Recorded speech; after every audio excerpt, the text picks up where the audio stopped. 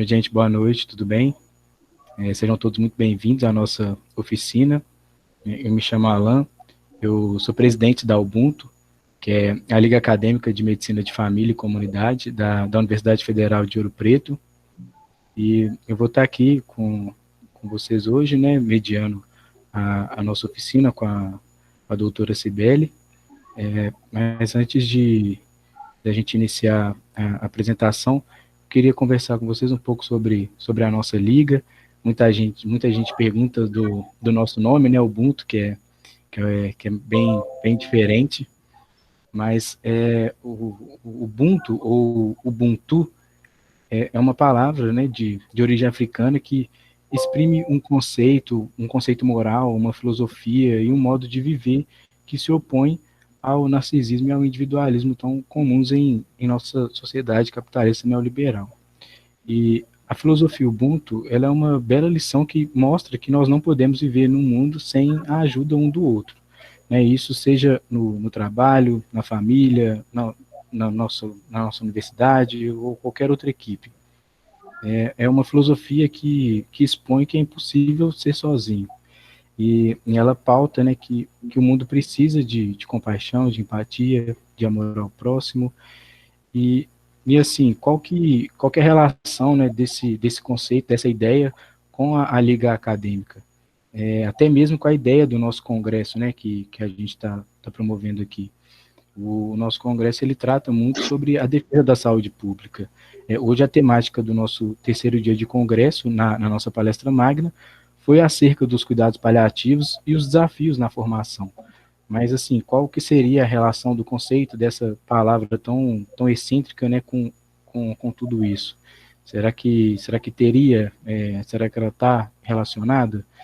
E, assim, eu acredito que ela está totalmente relacionado com o nosso meio acadêmico, com o nosso meio profissional, é uma filosofia bem interessante, e até mesmo a ideia que a gente vem passando, a ideia que a gente vem construindo de desconstrução de uma medicina meramente assistencialista, meramente curativa, desde o nosso primeiro dia de congresso, e isso é importante porque essa ideia fomenta em nós, né, como futuros profissionais de saúde, a reflexão da importância de um cuidado integral ao indivíduo, né, considerando o local onde o usuário daquele sistema de saúde está inserido, seu contexto sociocultural, econômico, e levando tudo isso em consideração para que a gente possa direcionar um tratamento efetivo e eficaz, né, que seja condizente com a realidade dele.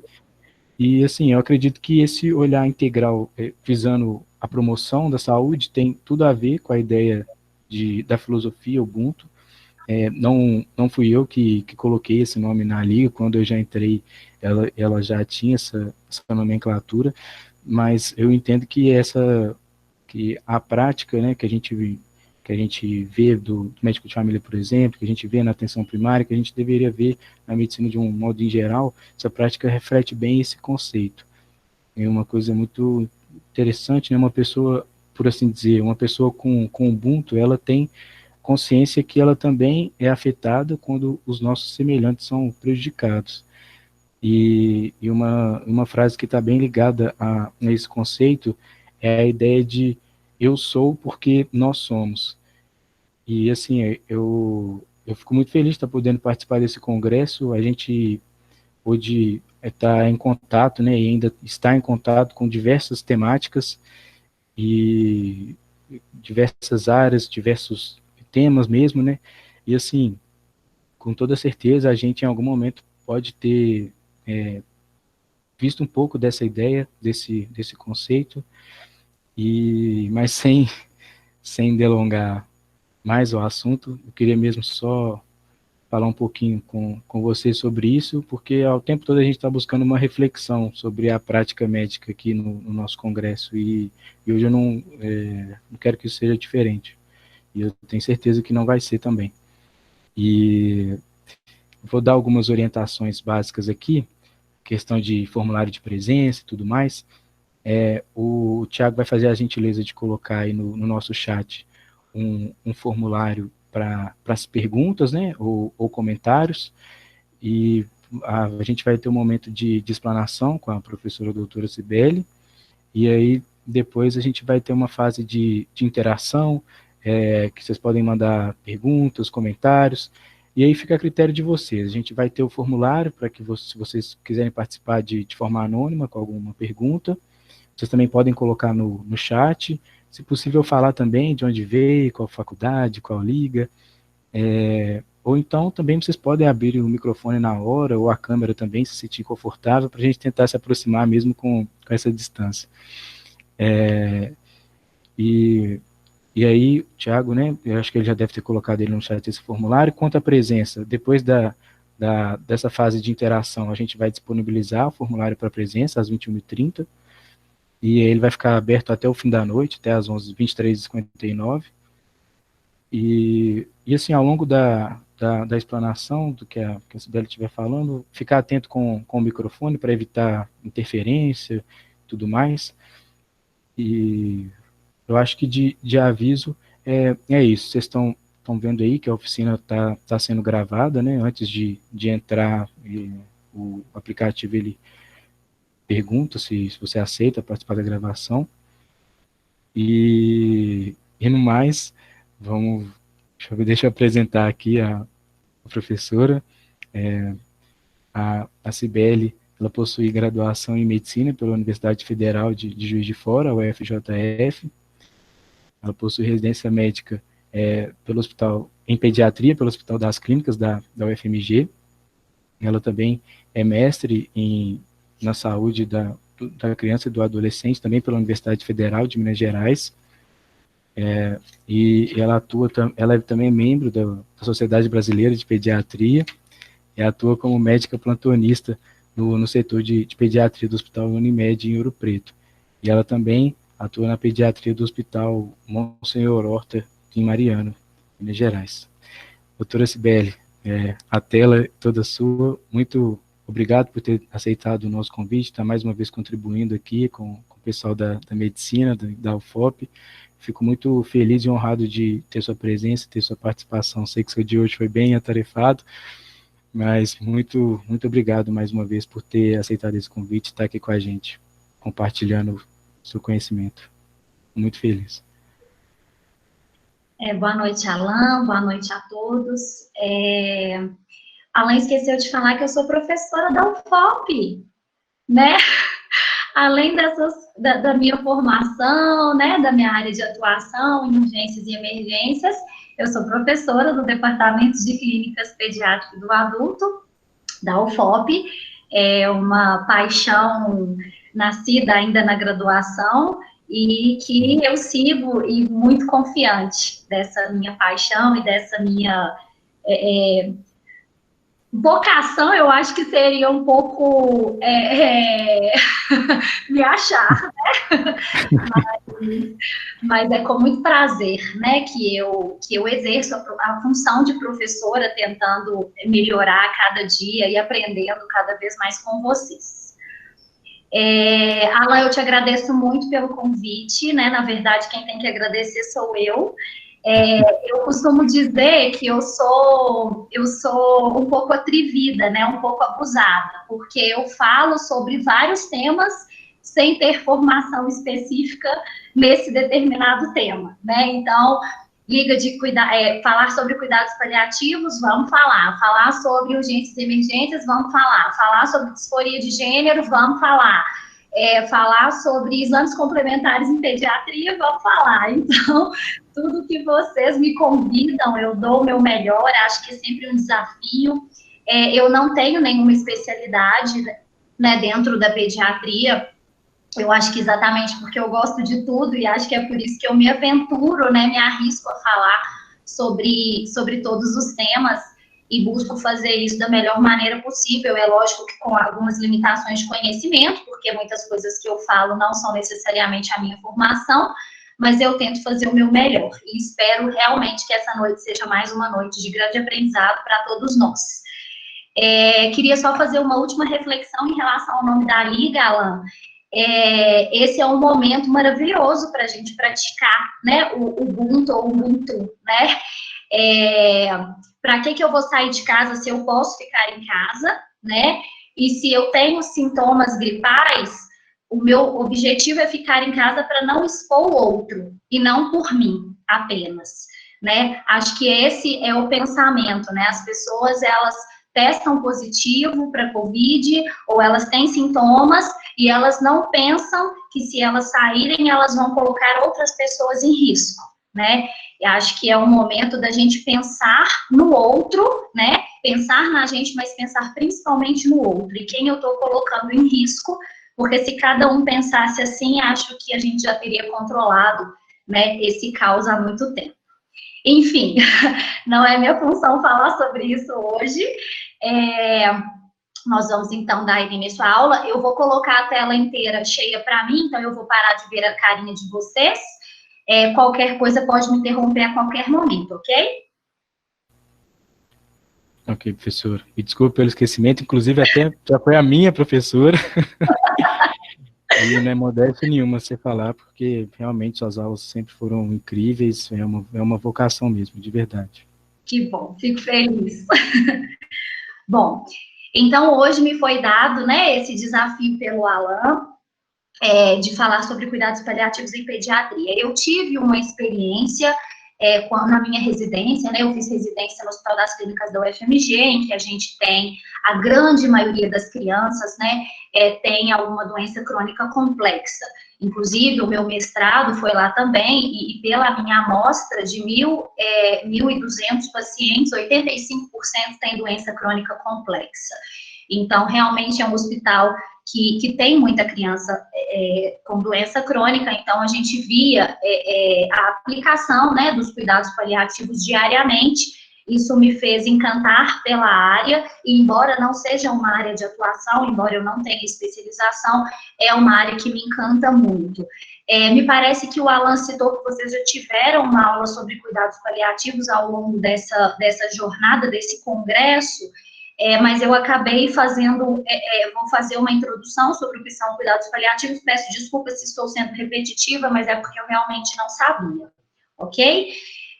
Nós vamos usar como referência 2 artigos que não são tão novos, mas são artigos muito bons. Um artigo de 2016, chamado Cuidados Paliativos Pediátricos, publicado na revista Residência Pediátrica da Sociedade Brasileira de Pediatria, e um outro artigo chamado Cuidados Paliativos em Pediatria, uma revisão, publicada em 2013 na revista de Bioética.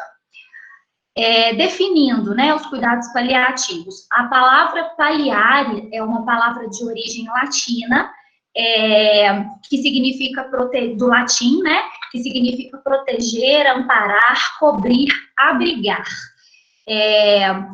A paliação, ela vai envolver o alívio do sofrimento, e a ação paliativa é uma medida terapêutica que não necessariamente tem um intuito curativo. Ela pode ter o intuito curativo, mas não é o seu objetivo principal. E essa ação, ela visa reduzir as repercussões negativas da doença. A definição de cuidados paliativos, ela surgiu na década de 1980, e em 2002 a OMS fez uma revisão dessa definição, e atualmente, né, é a definição que nós contamos. Os cuidados paliativos, então, eles consistem na assistência promovida por uma equipe multidisciplinar, sempre, que objetiva a melhoria da qualidade de vida do paciente e dos seus familiares. Aqui eu ainda incluo do paciente, dos seus familiares e da sua equipe de cuidados, diante de uma doença que ameace a vida, por meio da prevenção e alívio do sofrimento, da identificação precoce, avaliação impecável e tratamento da dor e dos demais sintomas, sejam eles físicos, sociais, psicológicos e espirituais. Então, os cuidados paliativos, eles vão muito mais do que tratamentos de sintomas orgânicos, né, de sintomas físicos. Eles também envolvem toda a questão mental, psicológica, social e espiritual do paciente. Segundo os princípios do OMS, os cuidados paliativos visam proporcionar alívio da dor e outros sintomas que causem sofrimento, afirmar a vida e considerar a morte como um processo natural, não apressar e nem adiar a morte, então abordá-la mesmo como um processo natural, integrar os aspectos psicológicos e espirituais da assistência ao paciente, fornecer um sistema de apoio para ajudar os pacientes a viver tão ativamente quanto for possível, fornecer um sistema de apoio para ajudar a família, usar uma abordagem em equipe, então multidisciplinaridade sempre, e melhorar a qualidade de vida, refletindo, inclusive, no curso da doença. A definição de cuidados paliativos em pediatria surgiu em 1998, mas os cuidados paliativos surgiram bem antes, né? Em 1982, os cuidados paliativos foram implantados pela primeira vez em um hospice, né, que a gente fala, numa cidadezinha no sudeste da Inglaterra, e desde então tem se falado cada vez mais em cuidados paliativos em pediatria, né? Então, embora a OMS só tenha definido em 1998, os cuidados em pediatria, eles já vêm sendo descritos desde 1982. Os cuidados envolvem um cuidado ativo e total prestado à criança no contexto do seu corpo, mente e espírito, bem como o suporte oferecido a toda a sua família. Então, os cuidados paliativos dentro da pediatria, eles vão se iniciar ainda na prevenção, na identificação e no tratamento da doença, e ele vai envolver cuidados com a criança, com os familiares e com toda a equipe envolvida nesse processo.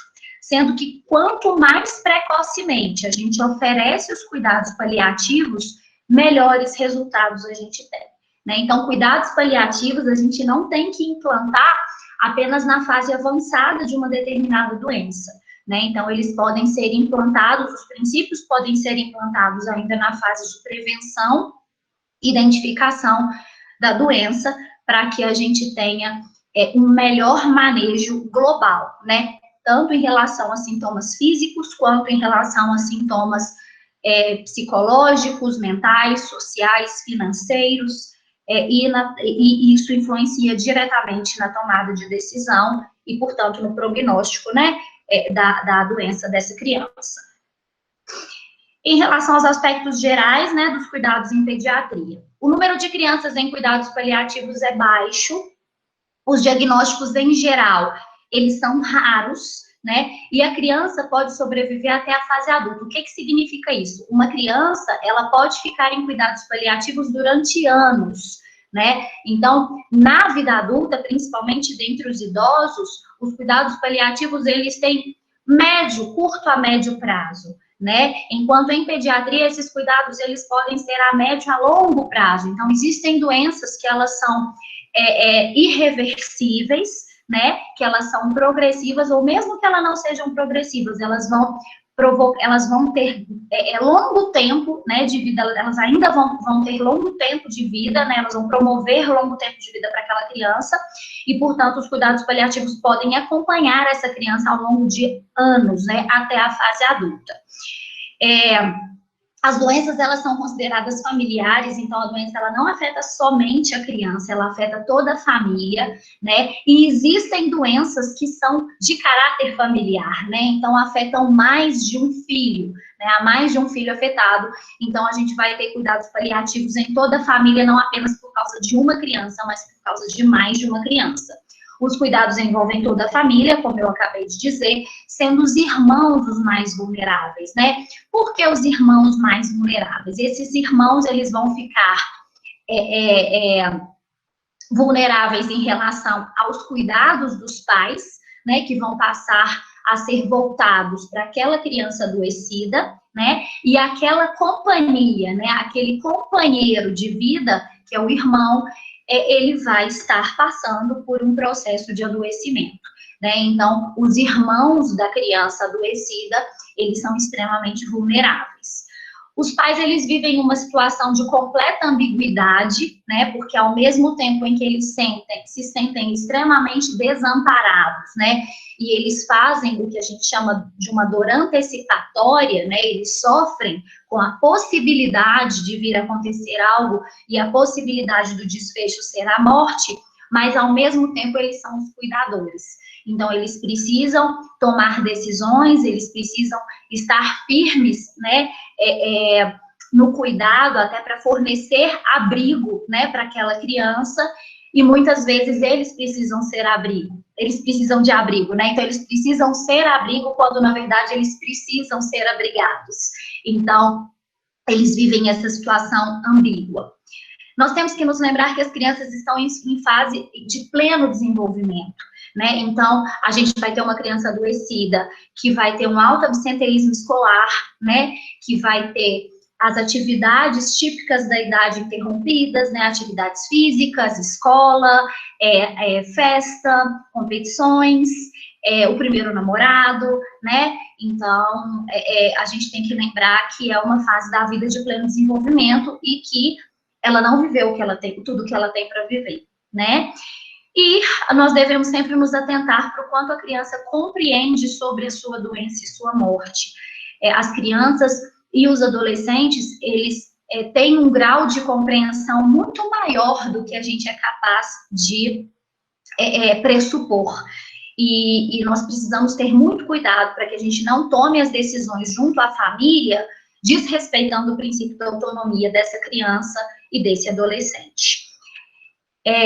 Enfim, resumidamente, né, os cuidados paliativos em pediatria, eles têm como objetivo principal preparar essa criança e essa família para uma morte sem dor, né, para que eles possam encarar a morte como um processo natural e como um processo que pode ter toda a dor física e psíquica, né, que é a chamada dor total, amenizada, né, se nós trabalharmos juntos, né, em conjunto com a família e dentro, né, de uma equipe multidisciplinar. Quando nós começamos o tratamento, né, de uma doença em pediatria, nós precisamos sempre nos lembrar do aspecto bioético da beneficência, né? A beneficência, ela traz o princípio de que todos os recursos devem ser utilizados a favor daquele paciente, mesmo que sejam medidas invasivas, né? Então, a beneficência, ela traz esse conceito de que essa criança, ela deve ser submetida a toda e qualquer forma de investigação diagnóstica, de tratamento na tentativa de curá-la, né? Ao contrário, né, de quando essa criança já se encontra numa fase avançada de doença e quando não existe mais possibilidade curativa, né, mesmo que essa doença vá se arrastar por longos anos. Nesse caso, a gente vai buscar, né, cumprir o princípio bioético da não maleficência, né? Então, a não maleficência, ela traz como princípio não submeter essa criança a determinados procedimentos que tragam a ela mais sofrimento do que benefício. Então, se na fase inicial da doença, a gente segue, né, a gente se respalda no princípio da beneficência, na fase final do adoecimento, nós nos pautamos no princípio bioético da não maleficência. Quais são os pacientes pediátricos elegíveis, né, para os cuidados paliativos? Existem 4 grandes grupos, né, em que as crianças podem ser divididas de acordo com a Associação Pediátrica de Cuidados Paliativos e do Royal College de Pediatria da Criança, que são as condições para as quais o tratamento curativo é possível, mas pode falhar. Então, por exemplo, uma doença oncológica em fase avançada, uma cardiopatia grave, ou uma doença em que a criança precisa de um transplante, né, para que aquele transplante seja curativo. Então, são doenças para as quais o tratamento é possível, o tratamento curativo é possível, mas ele tem grande chance de falhar, né? Condições sem chance de cura, mas cuja sobrevivência pode ser prolongada. Então, por exemplo, fibrose cística, infecção pelo HIV, uma imunodeficiência combinada grave. Então, são doenças que não têm cura, mas que a criança ela pode viver com essa doença durante longos anos, inclusive chegando à fase adulta. As doenças que são progressivas e não têm chances de cura, o nosso principal exemplo são os erros inatos do metabolismo, né, em que a criança ela vai perdendo funções com o passar dos anos e não há chance de cura, ou então as doenças neurodegenerativas, né, distrofia muscular de Duchenne, por exemplo, e as doenças não progressivas, mas irreversíveis, por exemplo, a encefalopatia hipóxico-isquêmica, né, que é o bebezinho que nasceu, sofreu hipóxia por alguma causa, né, neonatal, e então ele vai ter paralisia cerebral, né? Então são doenças que não progridem, então a encefalopatia ela não progride, mas ela é irreversível, né? Então os danos encefálicos causados por essa hipóxia são irreversíveis. Essas, então, são as doenças que vão entrar, né, nos critérios, são os cenários, né, em que as crianças entram nos critérios para cuidados paliativos.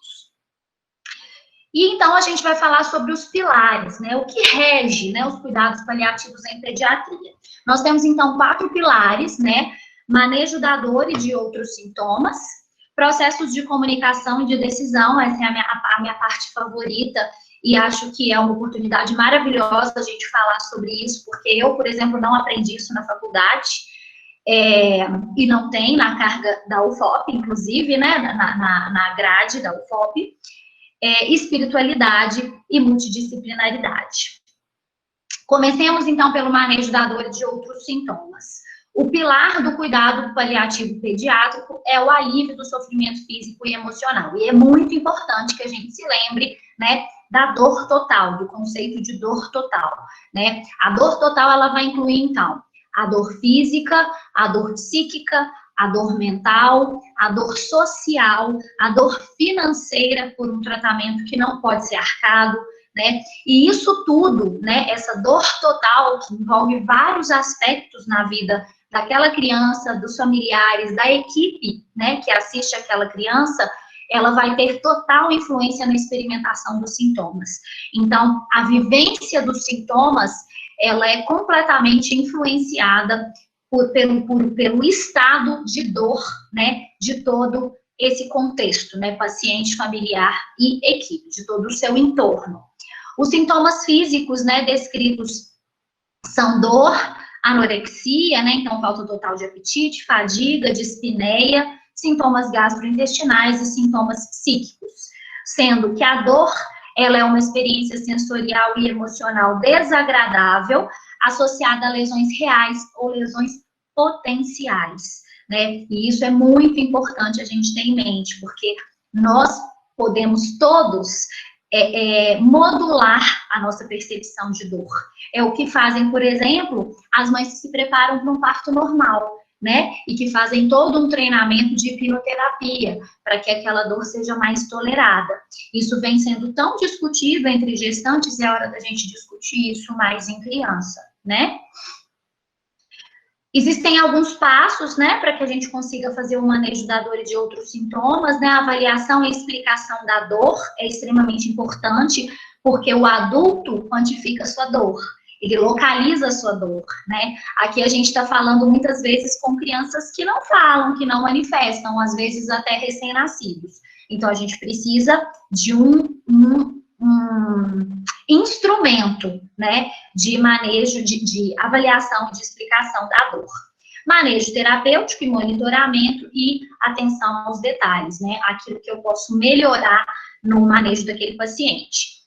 Para a gente fazer a avaliação da dor, a gente usa escalas de dor, essas escalas, elas são conhecidas, eu não vou detalhar, porque a gente não tem tempo, né, são escalas extensas, mas facilmente encontradas, tá, na internet.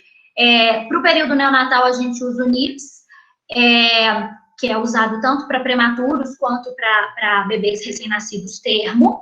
O PIP, que é usado para prematuros, e o NPES, que é utilizado, é uma escala utilizada para recém-nascidos sedados, né, que estão entubados e, portanto, ventilação mecânica. Naquelas crianças menores de 4 anos, a gente usa o FLAC, em que a gente avalia a face, né, alguns sinais de expressão, né, de expressão facial, movimento de pernas, atividade, choro e consolabilidade. Então, a gente usa a escala FLAC.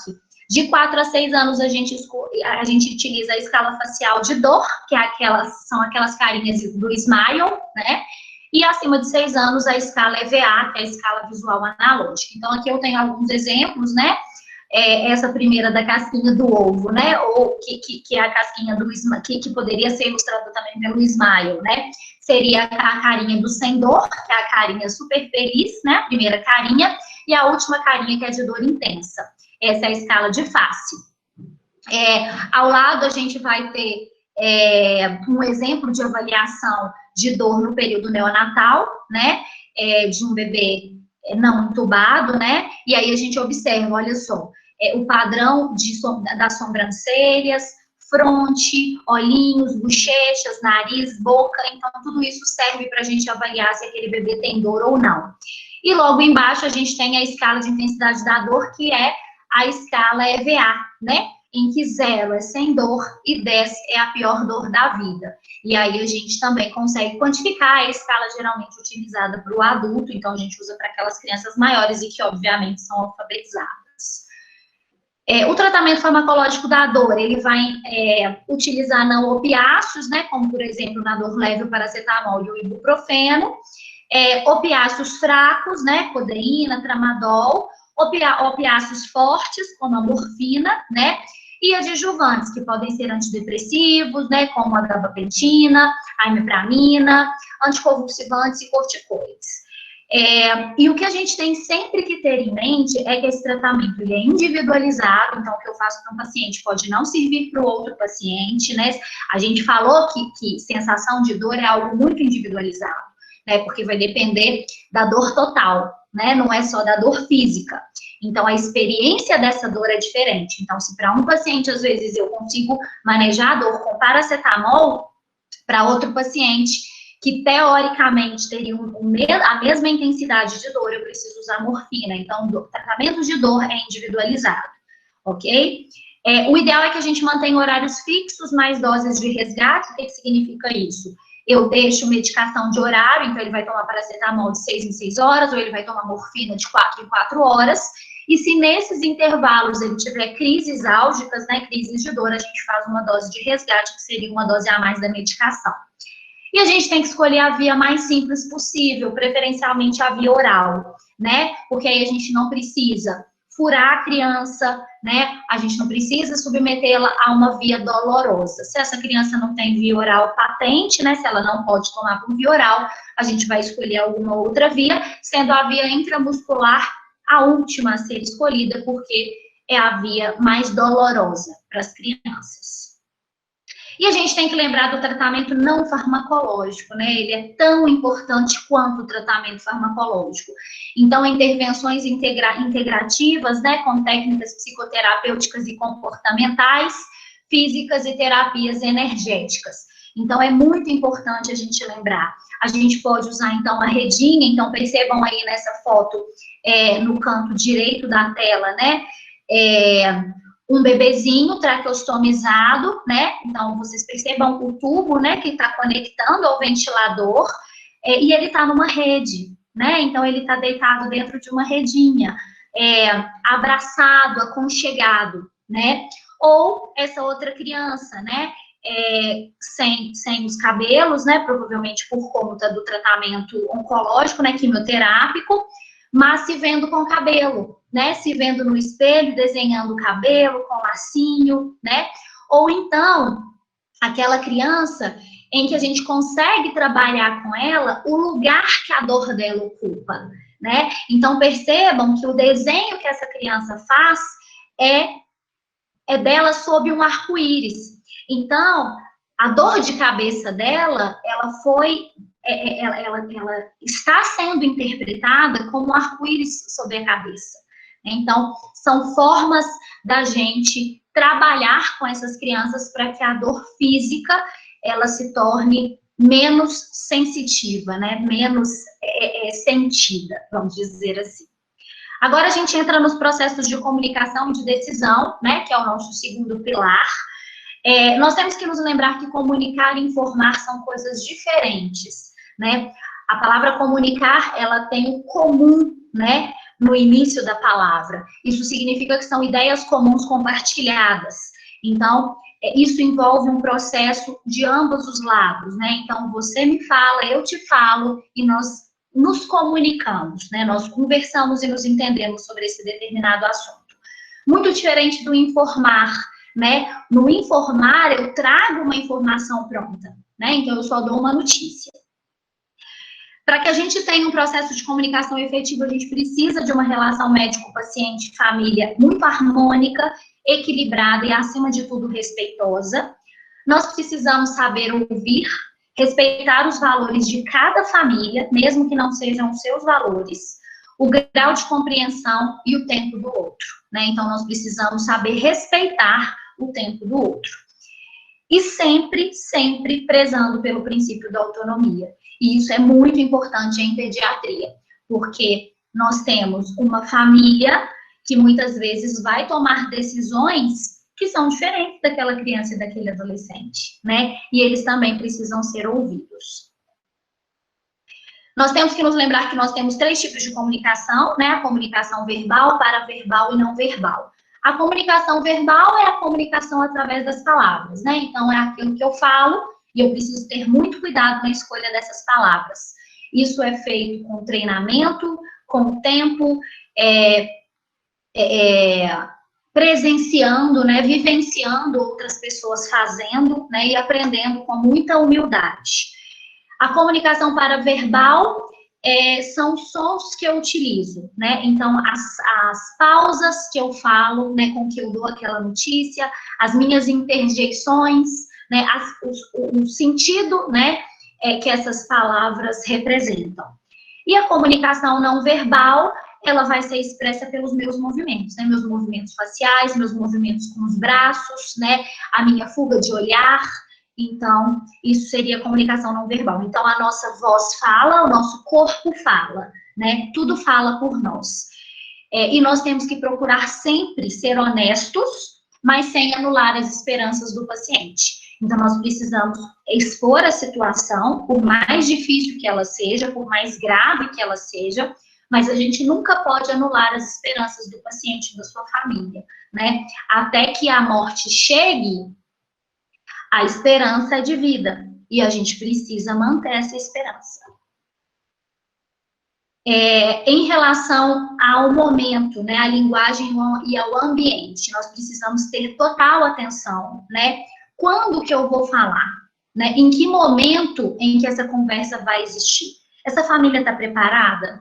Esse paciente está preparado para essa conversa? Esse é o momento de fazer isso? Ou eu preciso esperar mais um pouco? Ou eu já estou esperando demais e eu estou perdendo tempo para falar? Então, a gente vai encontrar um momento ideal. A gente precisa ter atenção à linguagem, né? Então, uma linguagem clara, direta, objetiva, mas delicada, né? Uma linguagem empática. E ao ambiente, a gente não faz isso no corredor, em pé, né? E nem em um ambiente que tenha outras pessoas. Então, a gente precisa se escolher onde, né? Em que momento e como eu vou fazer para estabelecer aquela comunicação. Existe um provérbio árabe que eu gosto muito, que é: a mente é como o vento e o corpo como a areia. Se você quer conhecer o vento, observe o movimento da areia. Então, nós precisamos ter a sensibilidade de observar, né, o movimento da areia, o movimento do paciente, o movimento dos familiares e da equipe envolvida, para a gente saber exatamente para onde o vento está soprando e a gente utilizar o vento a nosso favor. Nós vamos, então, falar sobre a abordagem Spikes, que é um método que eu gosto muito, muito bem escrito por essa autora, que é a Dale, e ele envolve 6 passos. O primeiro passo é o passo do setting up, que é o contexto, né? A gente precisa escolher um local privativo e evitar interrupções, então nada de celular. A gente tem que perguntar se o familiar deseja a presença de alguém da sua confiança, né? Então, se está só o pai, se não quer que a mãe esteja junto, se está só a mãe, se não quer o pai junto, ou a avó, ou a madrinha, ou uma tia. Então, a gente sempre tem que perguntar, né? se não quer mais alguém naquele momento. Sempre em uma posição confortável, preferencialmente sentado, a gente não comunica má notícia, né? Em pé, no corredor, como eu já disse, e sempre fazer contato visual. Isso é importantíssimo, né? Então, se você tem dificuldade em manter contato visual, seja por timidez, né? Seja por alguma outra questão, é muito importante que se faça esse treinamento, né? Olhar nos olhos dos familiares e do paciente, principalmente, né? É uma maneira de acolher, né? É uma maneira de você ser receptivo, né?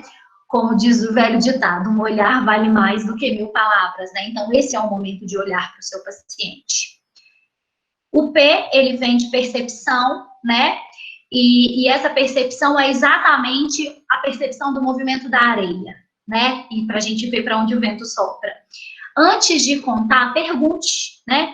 O que você sabe, né? O que você quer saber? Então, é preciso perceber se essa família, se esse paciente, eles já estão preparados, né? Para aquela situação, para aquela notícia que você vai dar. Então, a gente vai utilizar sempre perguntas abertas. O que você sabe, né, sobre a sua doença ou sobre a doença do seu filho? O que você teme, né? Qual o seu medo, né, em relação à sua condição ou à condição do seu filho? E aí a gente tem que identificar, né, sinais de ansiedade, sinais de sofrimento intenso, né, avaliando as condições emocionais do paciente, da sua família, né? Eu posso ir além? Eu não posso, é hora de eu dar um tempo, né, de eu fazer uma pausa, de eu acolher, né, de eu continuar essa conversa em um outro momento. Então, é importante a gente ter essa percepção. O passo 3 é o convite, né? O que você quer saber exatamente, né? Então, se antes eu preciso perceber, nesse momento, eu preciso, de fato, perguntar, né? A maioria dos pacientes e familiares, eles desejam saber exatamente o diagnóstico, o prognóstico, o detalhamento, né? Qual tipo de tratamento que vai ser instituído, quais os tipos de tratamento estão atualmente disponíveis, outros não, né? Outros, eles preferem se omitir, né? Para proteger o próprio filho. Então, a gente precisa fazer um convite, né, para essa família, de participar ou não, né, desse momento.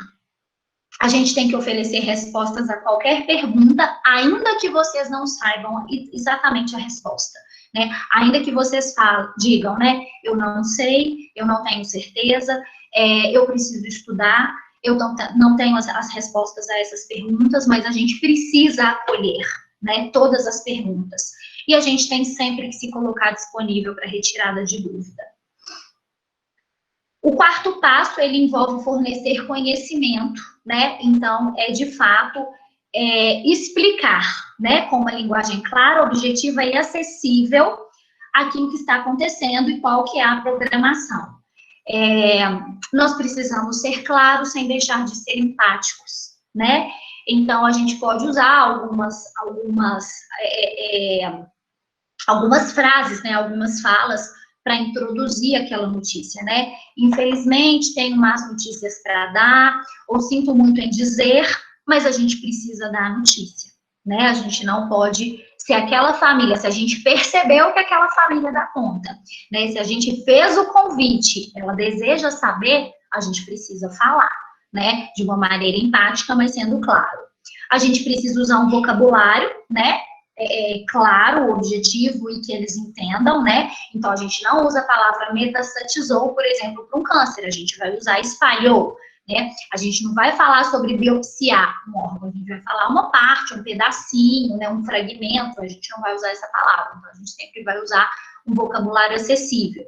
A gente vai dar informações em pequenas porções e vai verificando o entendimento, né? E o quanto essa família quer saber, ou esse paciente. E a gente tem que evitar ao mesmo tempo que a gente pode usar algumas frases para ser empático, a gente também tem que evitar outras, né? Se o câncer é muito ruim e sem tratamento imediato você morrerá ou não há mais nada a ser feito. Sempre há alguma coisa a ser feita. Sempre. Sempre, sempre, sempre. Inclusive no momento da morte, né? Então, não há nada a mais a fazer, é a pior frase que alguém pode dizer e a pior frase que alguém pode escutar. O passo 5 nós vamos lidar com as emoções, né? Porque após todo esse processo de contexto, percepção, convite e conhecimento, nós fomos, né, no passo anterior, bem claros, né? Com o cenário, né? Com aquela doença. Então, nós precisamos lidar com as consequências dessa má notícia, né? Que pode ser silêncio, pode ser descrença, pode ser choro, pode ser negação e pode ser raiva. E nós precisamos, então, ser empáticos. O que a gente pode usar, né, nesse momento, para que a gente possa acolher esse paciente e essa família? Percebo o quanto essa notícia te entristece, sei que você não esperava ouvir isso, eu sei que não são boas as notícias, você pode me dizer como você está se sentindo, e sim, você entendeu corretamente, né, se a família afirma, né, repete aquela má notícia que foi dada. Então, há maneiras de você acolher, né, de você ser empático com essa família. E o último passo, que é o passo 6, que é a elaboração de estratégias, né? Então, nós já demos as notícias, né, percebendo, recebendo essa família, esse paciente, e agora é preciso estabelecer estratégias, né? Nós vamos estabelecer junto ao paciente ou a sua família, metas a curto e médio prazos e ações para atingi-las, né? Então, o que a gente deseja? O intuito, qual que é o que a gente precisa tratar, o que a gente vai fazer para tratar esse sintoma. Verbalize a disponibilidade para o cuidado e o não abandono, né? Então, faça com que esse paciente e essa família se sintam, de fato, acolhidos, né? E deixe claro como e onde encontrá-lo, se for necessário, né? Para a tomada de decisões, para nova conversa, né? Para um novo entendimento sobre aquele quadro. Seguindo nos pilares o processo de decisão, né? O processo decisório, ele vai envolver todos os indivíduos comprometidos com o bem-estar da criança. E aí, aqui a gente tem que lembrar que isso envolve o paciente, a família e a equipe, né? Responsável pelos cuidados, seja a equipe médica, fisioterápica, assistente social, psicólogo, TO, fono, odonto, né? Então, toda essa equipe precisa estar comprometida nesses processos de decisão. Os pais, em geral, são os responsáveis, né, pela criança adoecida. São eles que têm o maior vínculo afetivo e eles têm um compromisso com a dinâmica familiar e com o desenvolvimento biopsicossocial, afetivo, cultural, espiritual das suas crianças. Então, espera-se que esses pais a quem estejam mais preparados, né, para auxiliar no processo de tomada de decisão.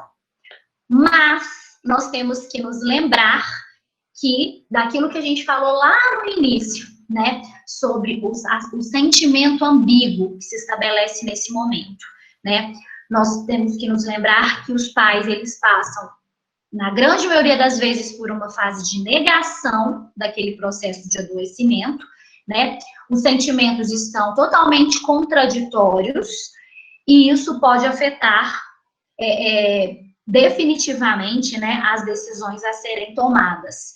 Então, é preciso ter muita cautela, né, para o momento de se decidir ser um momento em que esses pais, eles saíram um pouco, né, se é que seja possível, desse papel, né, de sentimento para razão, né, e para tomada de decisão.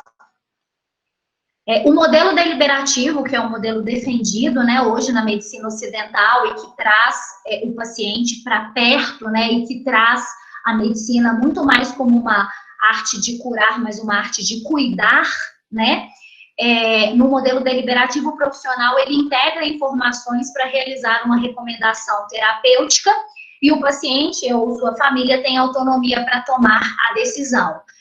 O ideal é que seja feita, então, uma deliberação conjunta, né? Todos tomam a decisão juntos, né? Em prol daquele paciente. Diferenças socioculturais e religiosas devem ser rigorosamente respeitadas, né? Sem pré-julgamento e sempre com empatia, né? As pessoas, elas têm vivências diferentes, experiências diferentes, histórias de vida diferentes, né? E nós, né, como profissionais, não somos melhores do que ninguém dentro de todo o nosso conhecimento, dentro de toda a nossa crença, né? De julgar qualquer tipo de crença, qualquer tipo de religião, né? Ou estilo de vida. Então, é importante que essa decisão, né, essas decisões, elas sejam uma deliberação conjunta, sempre respeitando muito, né, todas as partes. A legislação brasileira, ela cai num dilema muito grande, né, entre a beneficência e a autonomia. Então, segundo a legislação brasileira, a criança, ela só tem autonomia, ela só tem direito a responder por si, né, então ela só tem voz, né, na tomada de decisões a partir dos 18 anos de vida, e não é o que a bioética traz, né? Então, existem alguns casos em que a opinião dos pais diverge da opinião dos filhos, né? Eu vou dar 2 exemplos bem rápidos, porque eu sei que eu falo muito, mas já passamos da metade para o final da aula. Eu vou dar 2 exemplos rápidos que eu não vivi, mas são histórias muito bem contadas lá no Hospital das Clínicas, onde eu fiz a minha residência. Uma história, ela envolve um transplante cardíaco. Um adolescente teve leucemia, foi submetido à quimioterapia, ele foi curado da leucemia, né? A gente tem no Brasil hoje uma das maiores taxas de cura de leucemia do mundo, e uma sobrevida de 70%, mais de 70%, né, das crianças são curadas, e esse paciente foi curado, mas ele teve como efeito adverso da quimioterapia, ele desenvolveu uma miocardiotoxicidade, né, então, uma toxicidade do músculo cardíaco, ele desenvolveu uma cardiomiopatia dilatada, importante, incompatível com a vida, e ele foi para a fila de transplante. E então, essa criança, ela decidiu que ela não queria receber mais esse coração, né? Então, a equipe médica se organizou, né? A equipe multidisciplinar, na realidade, se organizou para que fosse feito o transplante, a família decidiu, mas a criança deixou claro que ela não tinha interesse nenhum em fazer esse transplante, né? Segundo ela, ela já tinha vivido tudo o que ela tinha para viver, ela já tinha passado anos da vida dela mais nova tratando a leucemia, e agora ela não queria passar mais anos da vida dela tratando, né, com imunossupressão, né, o recebimento de um outro coração, né, e foi um caso muito dramático que foi para a justiça, inclusive, porque a criança, ela tinha 12 anos, ela deixou bem claro que ela não queria ser submetida ao transplante, a família decidiu que sim, que queria, e aí, legalmente, né, a família tem poder de decisão sobre a criança, e então, quando esse coração, ele foi conseguido, né, e então o órgão estava voando, né, em direção ao Hospital das Clínicas, a criança faleceu antes que esse coração chegasse, né, então, ela morreu, né, segundo a própria vontade, né, então o princípio da autonomia dela foi respeitado por ela, né, vamos dizer assim, não se respeitou a sua autonomia em vida, né, e então, enfim, ela não recebeu esse coração conforme era a sua vontade. Então, é um exemplo bem dramático, né, em que a criança, ela toma uma decisão de que ela não quer se submeter àquele tratamento, e a família quer tentar a todo custo, né, e obviamente super compreensível, né, mas é um grande exemplo, né, do dilema entre a beneficência e a autonomia, né, eu vou submeter essa criança a um processo invasivo, né, a um tratamento invasivo, pensando na beneficência dela, né, e eu vou desrespeitar ao mesmo tempo a sua autonomia, então é uma decisão bem difícil, vou deixar só esse exemplo mesmo. Qualquer discussão relacionada aos cuidados das crianças deve, então, incluir aspectos éticos, legais, sociais, contextuais, culturais do desenvolvimento individual. E a gente tem que lembrar, né, sempre de não negligenciar a crescente habilidade em participar de decisões das crianças e dos adolescentes, né? Então, eles precisam ser ouvidos, né? A gente precisa saber o que eles sabem sobre a sua doença, o que eles desejam sobre a sua doença, quais são as perspectivas que ele tem. O pilar C, espiritualidade, né? Espiritualidade é aquilo que dá sentido e propósito à vida de um indivíduo, e espiritualidade é muito confundido com religião, né? E existe uma grande diferença, né? Uma pessoa, ela pode ter uma espiritualidade ficando junto à natureza, né? E essa é a forma dela praticar a sua espiritualidade. A religião é só mais uma forma, né, de praticar a sua espiritualidade. A religião geralmente se refere a um sistema de fé organizado em crenças, práticas, rituais e linguagem, né? É uma forma de manifestar a espiritualidade, mas não é a única forma, né? E uma enfermidade grave, ela constitui uma crise para o espírito, né? Uma crise para essa espiritualidade. A cabeça e o corpo, né? Eles são alvo de uma determinada doença, né? De sintomas físicos, de sintomas orgânicos, e toda a dor, né? Seja a dor física ou a dor mental, né? A dor total, ela traz uma crise importante para o espírito, né? Qual é o meu propósito de vida, né? Qual é o sentido da minha vida? Então, o paciente e o familiar, eles começam a questionar essa espiritualidade, né? Então, essa enfermidade, ela traz uma crise e surgem perguntas sobre o sentido da vida. Após o controle adequado dos sintomas, é sempre importante abordar as questões emocionais e espirituais. Na verdade, esse artigo traz após o controle e eu trago juntamente ao controle, né? Acho que espiritualidade é algo para ser tratado juntamente com o manejo da dor e dos outros sintomas. É importante sempre, né, abordar as questões emocionais e espirituais. E eu gosto muito do que a gente chama de anamnese espiritual, né? Ela vai ajudar a revelar quais as fontes de força e esperança, além dos mecanismos de enfrentamento e resiliência que já possuem, né, o paciente e a sua família. Então, é importante que a gente trabalhe isso com o paciente e com a família, se eles já têm algo, que a gente faça reacender, né, reaflorar essa espiritualidade, que é, sem dúvida, um aliado, né, para trazer novamente força e esperança para essa família. E nessa anamnese espiritual, a gente vai perguntar o que é mais difícil, né, em estar doente, né? Então, é não ir à escola, é não brincar com os amigos, é não ir à casa da avó, né? É não poder tomar sorvete. O que é mais difícil, né? Estar doente como você está. Quem ou o que lhe dá o maior apoio para lidar com a sua doença? Então, a gente precisa descobrir quem é o porto seguro, né, desse paciente ou até desse familiar, para que a gente possa tentar trazer para perto, né, e fortalecer o porto seguro para que ele seja um porto seguro para essa criança ou para esse familiar. O que lhe dá uma sensação de esperança? Por que você acredita que você está doente? Né? Às vezes, crianças e adolescentes pensam que é por algo que eles fizeram, não? Então, eles se culpabilizam por estar doentes, né? Você já se perguntou sobre isso?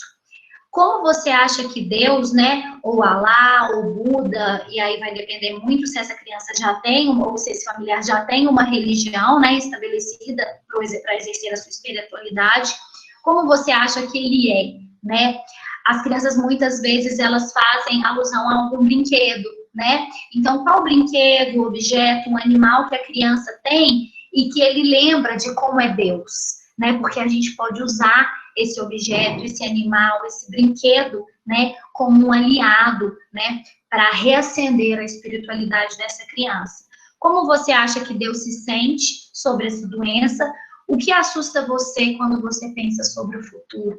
Então, são coisas muito importantes de serem conversadas, de serem dialogadas, para que a gente traga, né, novamente essa espiritualidade que certamente entrou em crise.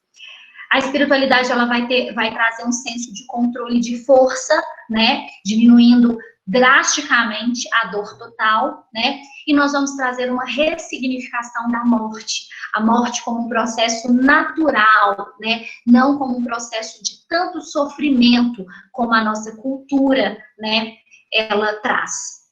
E por fim, a multidisciplinaridade. No cuidado paliativo, nós temos uma abordagem do paciente como um todo, né? Então, a gente tem que pensar nas dimensões física, psíquica, emocional, social, cultural e espiritual do ser humano, e isso é um conjunto de atos multiprofissionais, então a gente tem toda uma equipe envolvida nisso, né? A gente tem que fazer, então, um cuidado holístico da criança e da sua família, e lembrar do cuidador informal, né? A gente muitas vezes vai ter o cuidador principal, que vai ser a mãe ou o pai, mas a gente muitas vezes vai ter aquele cuidador que não é o principal, mas que é de extremo carinho, de extrema afeição, né, para aquela criança. A avó, o avô, o irmão, a madrinha, a babá, a cuidadora, a professora da escola, né? Então, é muito importante que a gente traga para perto dessa criança esse cuidador informal, que muitas vezes tem um papel afetivo muito importante. Por fim, para nós terminarmos a nossa aula, nossa oficina, né, e entrarmos na nossa discussão, os cuidados paliativos, eles trazem um suporte ao luto, e esse luto, ele não começa quando a criança morre, né? É muito importante que a gente tenha essa consciência, né? O luto, ele se inicia ao diagnóstico, né? Quando nós temos o diagnóstico de uma doença, a gente começa a perder alguma coisa ali, né? Então, a gente perde a saúde, a gente perde anos de vida, a gente perde almoço, jantar, Natal, aniversário, e tudo isso é um processo de luto, né? Então, o luto, ele se inicia no diagnóstico de uma doença, né? O chamado luto antecipatório, até porque a morte, ela vai ser esperada de uma maneira muito mais breve do que pelo curso natural deveria ser, né? Pais de crianças que estiveram em programas de cuidados paliativos e durante o processo participaram da tomada de decisões, se envolveram no cuidado e estabeleceram boa comunicação com a equipe, eles têm melhor chance de ressignificar a morte e elaborá-la de maneira menos patológica.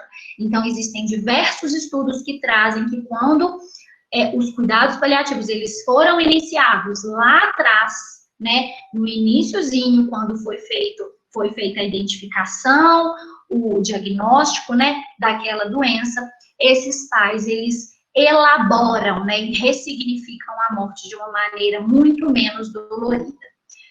É muito importante que os cuidados paliativos, eles continuem após a morte do paciente, né, a gente simplesmente não declara o óbito e fim, né, isso não acontece, né? A família, ela necessitará de apoio e de tempo de elaboração da morte, né? Então, nós precisamos propor intervenções para tratar a dor dos pais e promover o enfrentamento, grupos de apoio ao luto, né? Então, compartilhar sofrimento, né? É sempre uma maneira de aprender a lidar com o sofrimento e encorajar e apoiar atos de gentileza dos profissionais. Isso é muito, muito importante. E para a gente terminar, eu termino, para a gente finalizar, né, para a gente concluir, eu termino com esse trecho, né, do Rubem Alves, que me emociona. Vocês me perdoem se eu me emocionar, mas é porque é um trecho que fala muito sobre o que a gente conversou hoje, né, é muito representativo, e então eu quero terminar com ele, né? Não. A morte não é algo que nos espera no fim. Ela é a companheira silenciosa que fala com voz branda, sem querer nos aterrorizar, dizendo sempre a verdade e nos convidando à sabedoria de viver. Então, a morte, ela é um processo natural, que não precisa ser sofrido, né? Se todos nós nos empenharmos em fornecer acolhimento, empatia, né, para aquele paciente e para aquela família, a morte vai chegar silenciosa, com uma voz branda, né, sem aterrorizar, dizendo a verdade e convidando a sabedoria de viver. Essas são as referências, encontro minha total disposição para compartilhar com vocês, tá? Esses textos. Esse é o meu e-mail, tá? Fiquem à vontade, né? Se vocês não se sentirem à vontade para fazer alguma pergunta agora no chat, né? e nesse bate-papo que a gente vai iniciar, fiquem à vontade para me procurar. Espero de coração que eu tenha contribuído, tá bom?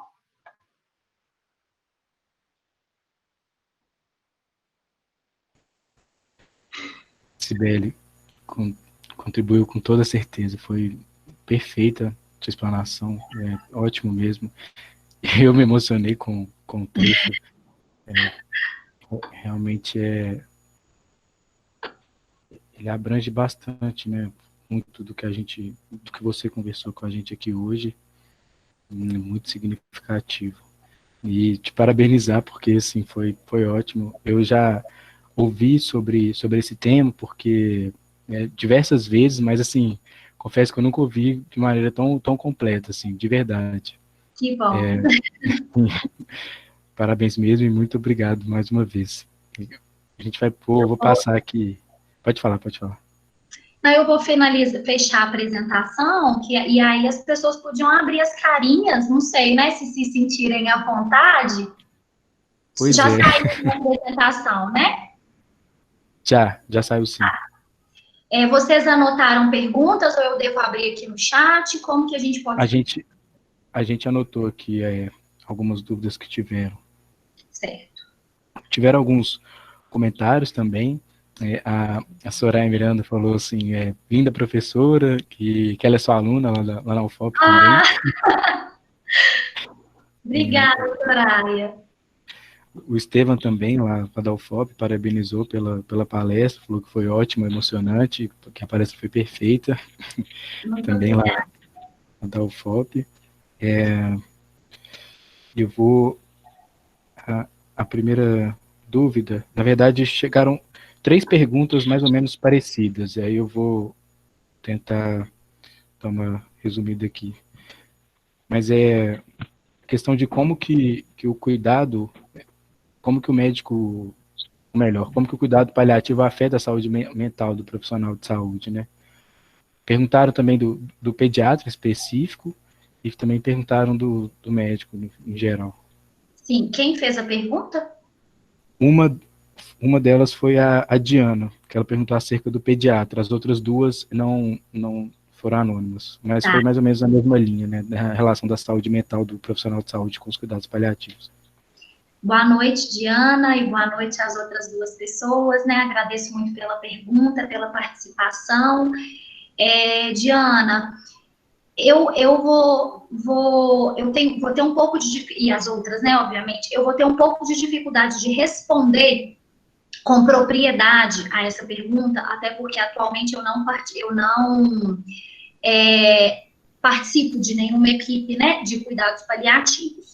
E no Hospital das Clínicas, embora a gente tenha vivenciado, né, muitas ações nesse sentido, eu não pertencia a nenhum grupo diretamente, né, de cuidados paliativos. Então, eu vou te responder, mas vou responder a vocês, mas não com tanta propriedade.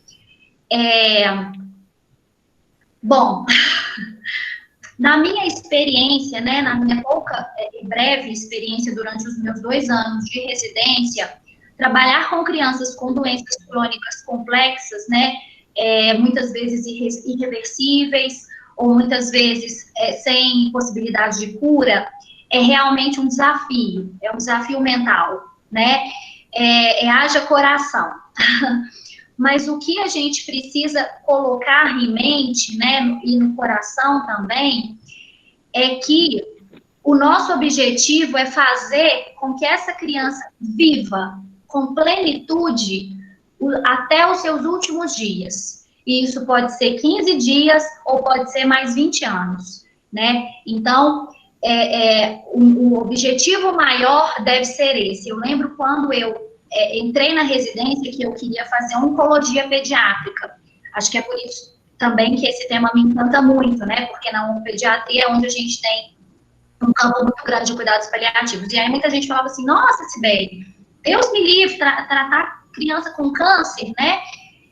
Eu não acho Deus me livre, é quem me dera, na verdade, porque a criança com câncer, ela tem, a criança, na verdade, não só a criança oncológica, mas a criança, ela tem uma visão, né, de vida muito diferente do paciente adulto, né? Muitas vezes o paciente adulto, ele morre a partir do dia da notícia, né? A partir do seu diagnóstico, ele morre. Então, ele passa a sobreviver e não a viver. Eu acho que tem uma grande diferença entre essas duas palavras. A criança, ela vive até o seu último momento, ela não sobrevive. Ela vive em plenitude, com toda a sua dor, né? Se ela for bem manejada por uma equipe competente, ela vive todo o tempo. Então, isso faz com que nós tenhamos força e resiliência, né, para trabalhar com esse público. E, obviamente, que nós também precisamos de apoio, né, que nós também precisamos nos apoiar dentro da equipe, né, e então, dentro das equipes de cuidados paliativos, existem ações voltadas para a própria equipe que trata a criança, né, e nós, como profissionais, também precisamos das nossas terapias, né, para saber também das nossas limitações, né, e para a gente praticar mesmo a nossa resiliência, tendo a certeza de que nós sempre estaremos fazendo o nosso melhor. Não sei se eu respondi exatamente o que vocês perguntaram, né, mas eu falando um pouquinho do que eu vivi lá, do que eu sofri, mas aprendi lá, o sentimento é esse, né, de que fazer por eles o melhor que a gente pode fazer é o nosso maior presente. E isso é o que nos conforta.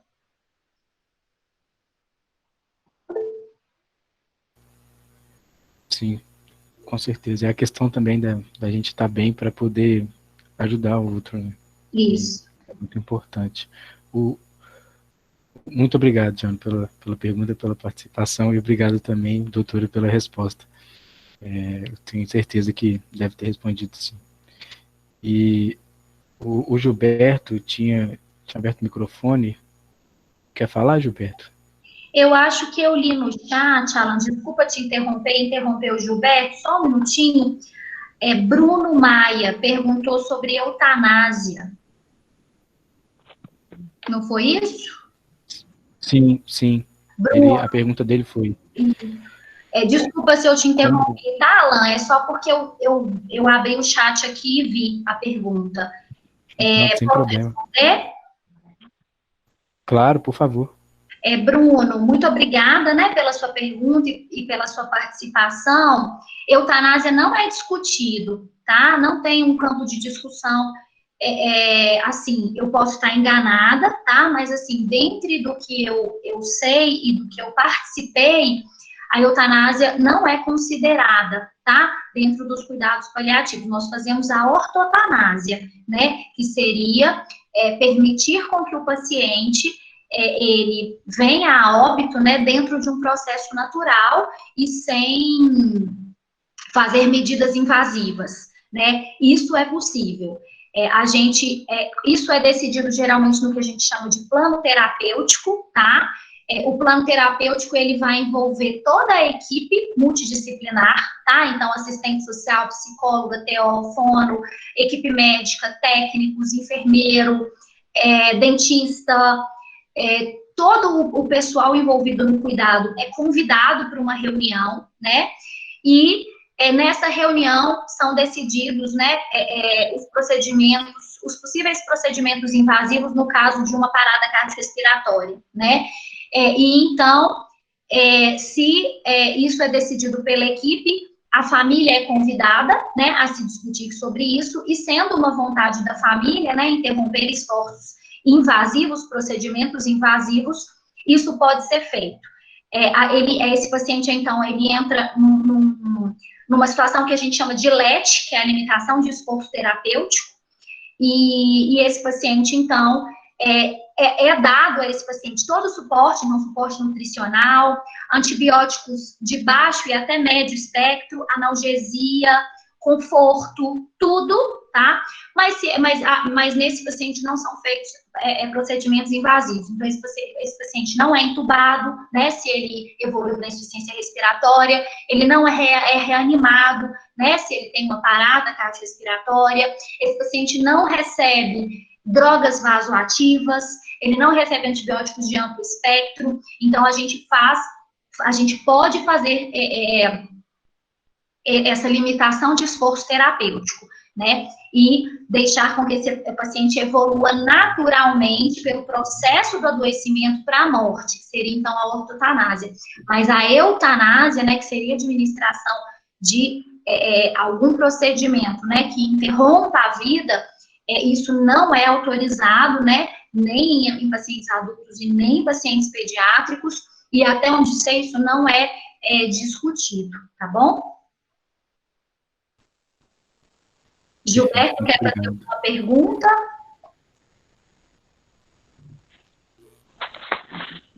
Primeiramente, boa noite. Eu gostaria só de fazer um comentário, né, no sentido de parabenizar, né, a iniciativa dos estudantes, né, em colocar em pauta esses assuntos e temas que enriquece e muito o nosso saber, não apenas dos estudantes de medicina, né, dos acadêmicos da área, mas a todos aqueles que se interessam por assuntos tão relevantes.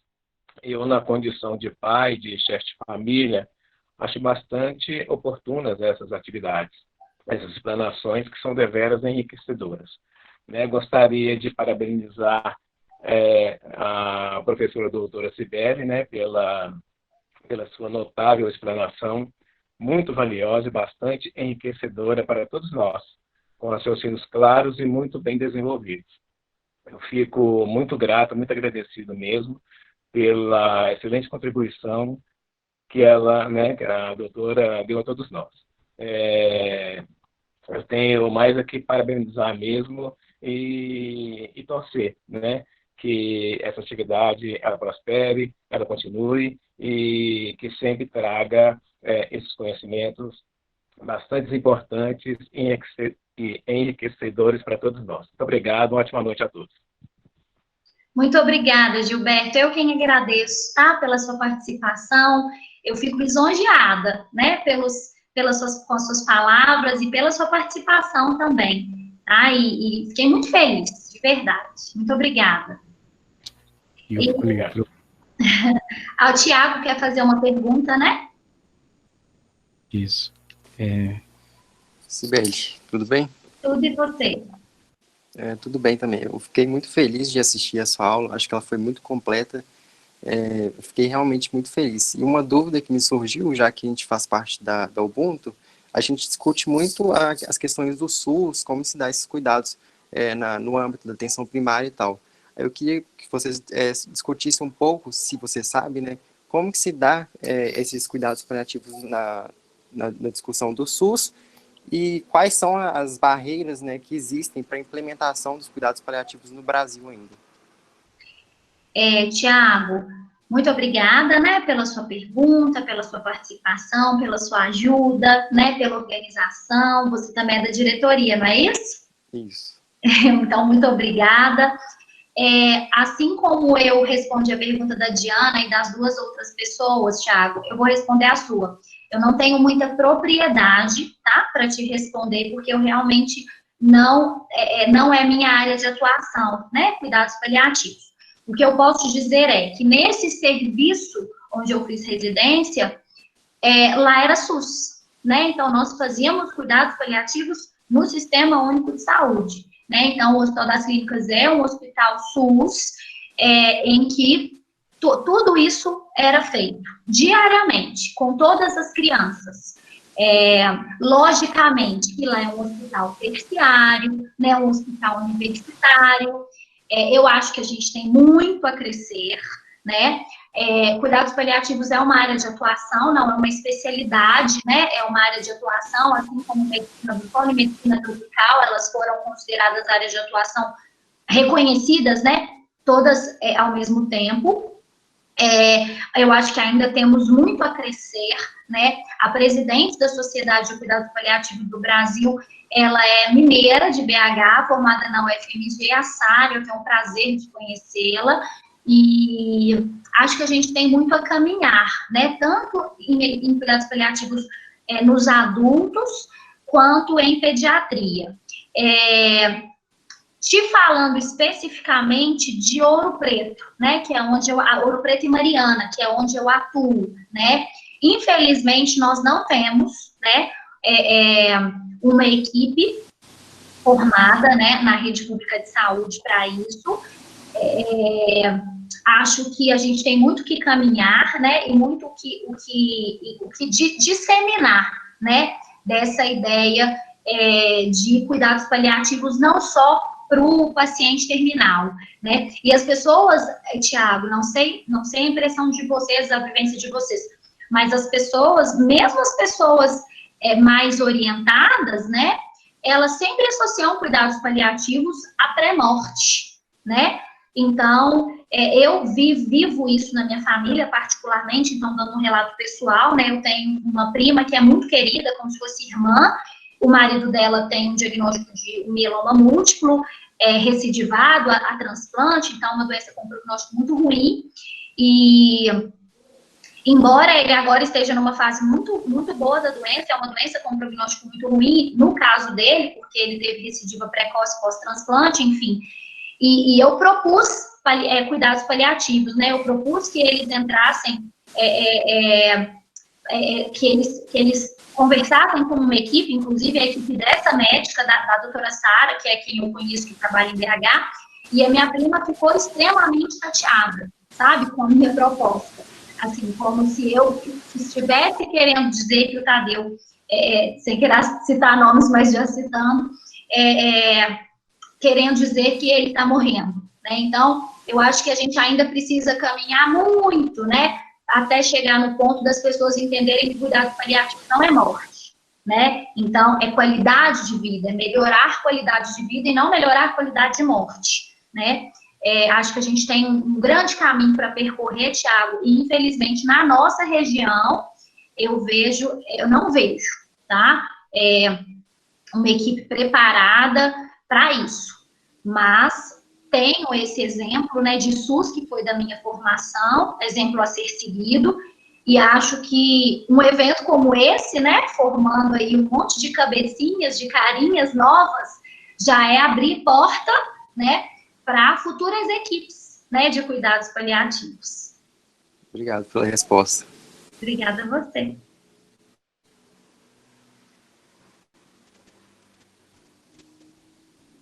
O Bruno quer fazer mais uma pergunta e depois a Bruna pediu para dar um exemplo aqui. A gente tem mais perguntas também. Eu vou abrir espaço para o Bruno, né? Porque ele pediu para dar uma complementada lá, dar um relato. Aí, Bruno, fica à vontade, pode ir. Boa noite. Sobre a pergunta do Thiago, eu me lembro de um caso que a gente acompanhou um dia o serviço de atendimento domiciliar da cidade. Aí a gente foi justamente na casa de um paciente pediátrico, uma criança que tinha tido uma parada cardiorrespiratória e por conta disso estava com paralisia cerebral, acho. Aí, deu para ver como funciona um pouco esse serviço, qual é a função deles na questão de cuidados paliativos. Aí acho que na cidade, no geral aqui, eu para observar que uma falta muito grande é do SUS fornecer a estrutura e equipamento necessário para fornecer esse cuidado, principalmente em casa, para os pacientes. Porque que a gente visitou, foi até a própria comunidade que ajudou a mãe a arrumar o espaço, arrumar materiais, arrumar o próprio local lá, que eles tiveram que fazer uma casa mais arrumada. Treinamento dos profissionais também, que por mais que eles tenham um treinamento em atendimento domiciliar, a parte de cuidado paliativo dá para ver que eles mesmos têm que correr atrás, eles mesmos têm que entender, ainda mais no contexto pediátrico, que não é muito conversado. E a questão de equipe, a equipe deles é bem completa, multidisciplinar, e isso eu vejo que funciona bem. Então acho que é isso mesmo, da discussão e da estrutura. Eu sou de Divinópolis. Bruno, muito obrigado pelo relato, pela participação, contribuiu bastante, né, trazer essa informação para a gente, essa experiência dele. E só um outro comentário também, bem em cima do que você falou, a questão da associação de cuidados paliativos à pré-morte. Na jornada que a gente teve lá na UFOP, né, a gente também teve teve esse tema relacionado aos cuidados paliativos na urgência da emergência, e aí uma questão muito importante que também foi retomada aqui é o fato do significado que os cuidados paliativos têm, uma melhor qualidade de vida, e que num estudo que foi feito, viram que as pessoas que eram submetidas aos cuidados paliativos tinham um tempo de vida maior. E aí a gente consegue entender justamente essa ideia que é oferecendo essa qualidade de vida para o indivíduo, dando a ele essa humanidade e dignidade da vida humana. Só dentro do que o Bruno falou, Alan, desculpa te interromper, Bruno, é importante a gente diferenciar, não sei se para você é claro, você até me desculpa, né, se for claro e eu estiver sendo intrometida, que existe uma diferença, né, entre assistência domiciliar e cuidados paliativos. Obviamente, né, que a equipe de assistência domiciliar, ela está dentro de uma equipe de cuidados paliativos, porque a gente precisa, né, de profissionais que façam esse manejo do paciente acamado, né, do paciente muitas vezes traqueostomizado, em ventilação mecânica em casa, como hoje em dia, alguns, né, têm a possibilidade de retornar para casa nessas condições. Então, essa equipe é extremamente importante, né, ela é fundamental, na verdade, a equipe de cuidados domiciliares, mas ela é uma equipe dentro da equipe de cuidados paliativos, né, porque essa equipe de cuidados domiciliares, em geral, né, não estou falando essa especificamente de Divinópolis, né, que você teve a oportunidade de acompanhar, mas, em geral, eles vão tratar condições físicas, né, mas as condições psíquicas, mentais, sociais, né, a dor total, né, que foi o que eu falei bastante, ela não é tratada como deveria ser, né, então, acho que a gente adicionar, né, ao cuidado domiciliar o cuidado paliativo. Acho que é uma coisa que tem que se somar à outra, né? Realmente o cuidado domiciliar funciona no SUS, né? Aqui em Ouro Preto também a gente tem as equipes, mas falta muito esse manejo da dor não física, dos sintomas não físicos, ok? Confesso que eu fiquei realmente pensando um pouco na diferença dos conceitos na minha cabeça, vendo o que encaixava na parte mais domiciliar e na parte mais paliativa. É verdade, não sei se eles enxergam realmente essa condição toda, igual você falou. Exatamente. Mais perguntas, Alan? Sim, chegou uma no chat agora há pouco, mas antes tem uma da Caroline Conceição, que é lá da UFOP também. Ela perguntou, né, quando pensamos em cuidado paliativo na pediatria, precisamos pensar sobre diversos aspectos, inclusive as decisões que os cuidadores ou responsáveis devem tomar. Como lidar com essas decisões se, por exemplo, um paciente adolescente tem algum interesse divergente dos cuidadores? Digo adolescente, pois é uma fase que pode opinar e lidar de uma forma mais ampla do que uma criança, teoricamente. Muito obrigado, Caroline. Caroline, né? Caroline, muito obrigada, né? Alan agradeceu, eu agradeço também pela sua participação. Caroline, é uma situação bastante complicada, bastante delicada. Complicada não, delicada, né? E não subestimem as crianças, viu, Caroline? Não são só os adolescentes, não. As crianças com doenças crônicas, Caroline, elas têm um amadurecimento muito além de uma criança saudável, sabe? Eu me impressionei muito na residência uma vez que eu fui atender uma criança de 5 anos que estava internada para quimioterapia, e quando eu cheguei lá, ela sabia o nome dos quimioterápicos. E aí ela sabia que ela usava Downy, uns nomes de quimioterápicos, assim, extremamente complexos. E ela sabia que ela tinha um catéter de longa permanência, ela sabia que se ela fizesse febre, ela ia ter que tirar o catéter de longa permanência, ela sabia o nome dos quimioterápicos que ela usava, ela sabia que o corticoide ia fazer ela inchar, e ela tinha 5 anos.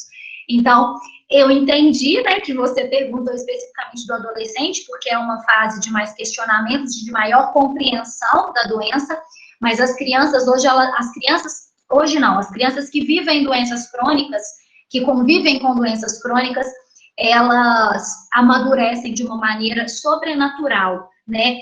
A vida faz com que elas precisem amadurecer antes da hora. Enfim, é exatamente o exemplo que eu dei durante a aula, né, Caroline? O exemplo do transplante cardíaco, né, em que o adolescente ele não queria e os pais queriam. Caroline, é uma situação muito difícil, porque legalmente a família tem poder de decisão, né? Então, se a gente for ver a legislação brasileira, até 18 anos quem decide são os pais. Então, quando a gente tem essa divergência, né, de decisão entre adolescente e família, nós sentamos todos juntos, né, e tentamos encontrar uma decisão que agrade a todos, né, não agrade, mas que contemple, né, as crenças, né, as expectativas de todos.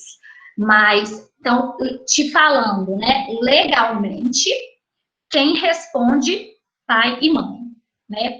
Pelo princípio da bioética, nós temos que ouvir esse adolescente, né, respeitando, né, o seu princípio de autonomia, né, e nós vamos tentar encontrar, né, tomar uma decisão conjunta que contemple, né, a opinião da família, a opinião da equipe e a opinião do adolescente, tá? Mas realmente é algo em que bioética e legislação batem de frente e nós muitas vezes não sabemos, nós sabemos, mas é uma situação extremamente complexa de manejar, né? Então, nós tentamos, né, estabelecer uma decisão conjunta, ok? Ok, professora, obrigado. A Bruna Andrade, ela faz um pedido, né, perguntando se a senhora poderia contar algum caso que vivenciou, que achou desafiador ou interessante, principalmente na questão da comunicação de notícias ruins, se possível. Bruna, sim, né, já passei por algumas situações. Eu vou te contar um caso que eu nunca vou me esquecer. O William, eu posso falar nome porque, né, esse paciente não está exposto, porque vocês não conhecem, nem a família, né? O William nunca vai ser esquecido. O William é um menino que eu conheci de 11 anos, no meu segundo ano de residência, que para sempre vai ficar marcado. Um menino com diagnóstico de leucemia, e ele internou para investigação no Hospital das Clínicas, existia uma suspeita diagnóstica, ele internou para investigação e foi confirmada a suspeita diagnóstica, e na ocasião em que foi dada a má notícia, eu era a residente da pediatria responsável pelo caso, existia uma residente da hematologia, né, da Oncohemato, que é uma outra residência, e que tem lá no Hospital das Clínicas também, e tínhamos preceptores, e fomos, então, os 4 conversar com os pais do William e com o William junto, né? Uma família muito humilde, né? Muito, muito humilde. E sentamos, né, numa salinha que nós temos lá no HC reservada para isso, quando o diagnóstico, né, já tinha sido confirmado pela biópsia de medula. E então, sentamos, escolhemos, né, o momento ideal em que os dois estavam lá, né, pai e mãe, sentamos em um ambiente confortável, né, para conversar sobre o diagnóstico. E então, nós perguntamos para os pais o que eles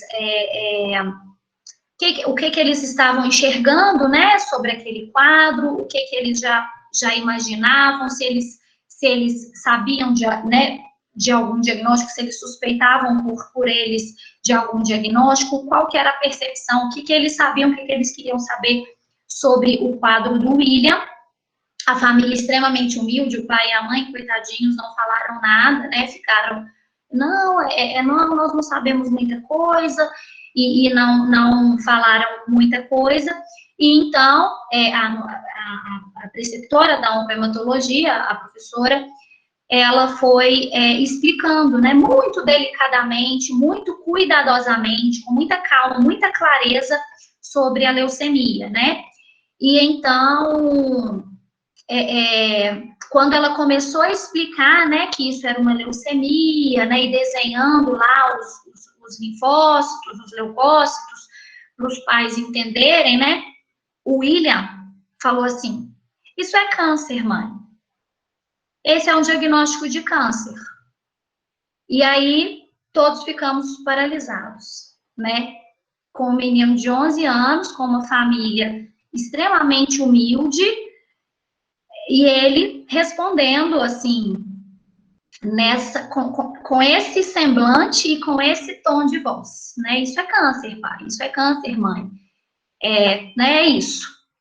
E foi bastante surpreendente, assim, e éramos 4, né, eu, meu preceptor, a preceptora da UNPEMATO e a outra residente, mais os pais do William, e o William deu um show, né, foi tranquilo, sereno na resposta, objetivo claro, e ficamos ali, né, alguns minutos aguardando a reação dos pais.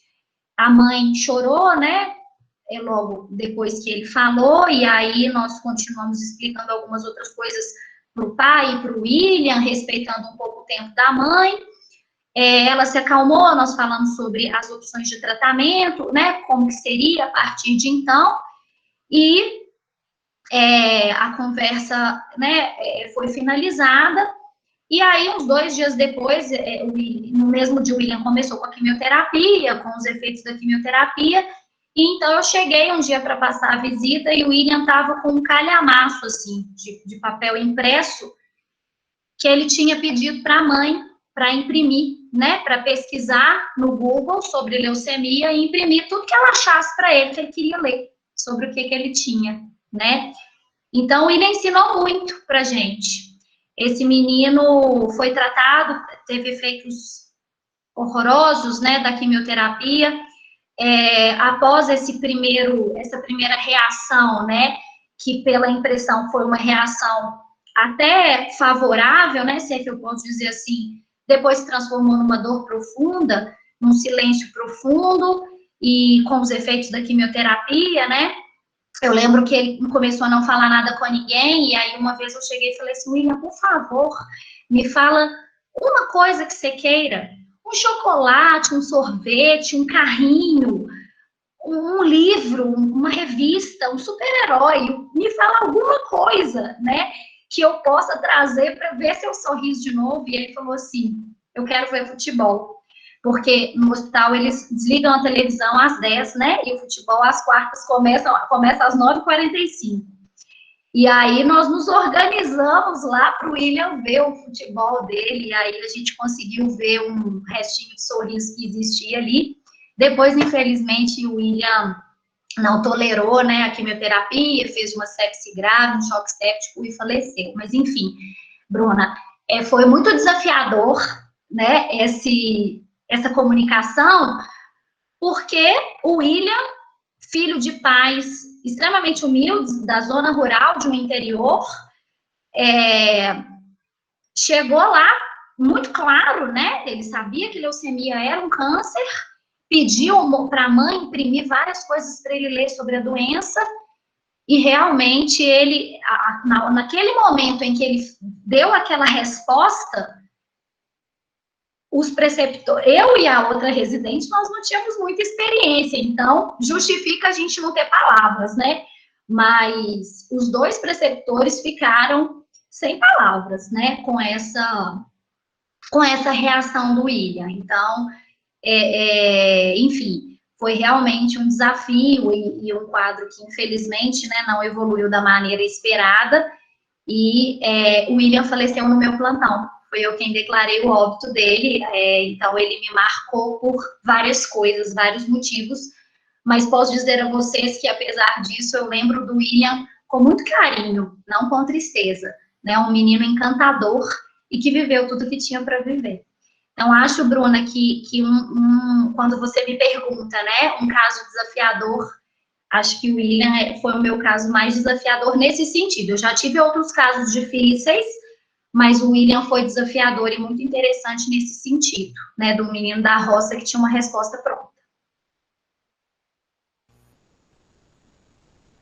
Muito emocionante o relato, Sibeli. Muito emocionante mesmo. Muito obrigado por compartilhar com a gente.